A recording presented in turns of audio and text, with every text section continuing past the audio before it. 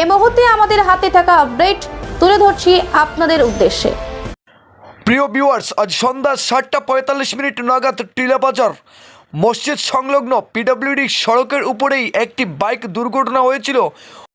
আর তাতে যারা গুরুতরভাবে আহত হয়েছিলেন তার মধ্যে প্রথম মালাকার নামে 15 বছরের এক নাবালক রাস্তা পার হচ্ছিল, ঠিক তখনই তাকে সজোরে পেছন দিক থেকে আসা দ্রুতগামী একটি বাইক ধাক্কা মারে। তাকে সজোরে ধাক্কা মারার কারণে রাস্তায় ছিটকে পড়ে সে এবং তার মাথায় প্রচণ্ডভাবে গুরুতর আঘাত লাগে। প্রচুর রক্তক্ষরণ হয়, যার ফলে সে কৈলাসহর ঊনকোটি জেলা হাসপাতালে প্রাথমিক চিকিৎসার পর বর্তমানে অ্যাম্বুলেন্সে করে আগরতলা জিবি হাসপাতালের উদ্দেশ্যে উন্নত চিকিৎসার জন্য রওনা হয়েছে। অপরদিকে ভাবিয়ে তোলার মতো আশ্চর্যজনক এক ঘটনা ধরা পড়ল আমাদের ক্যামেরায়।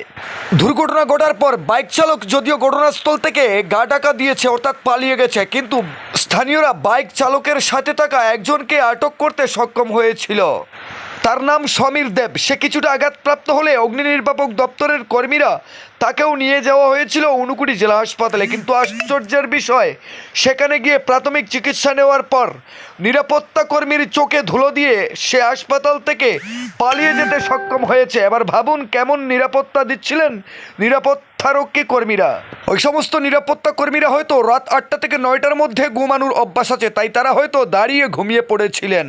আমাদের কথাগুলো শুনতে হাস্যকর হলেও বাস্তবিক অর্থে একেবারেই সত্য, জলের মতো পরিষ্কার। ব্যুরো রিপোর্ট, লাল শক্তি নিউজ। ইনজুর্ড অবস্থা আনছি এখন হসপিটালে পৌঁছেছি।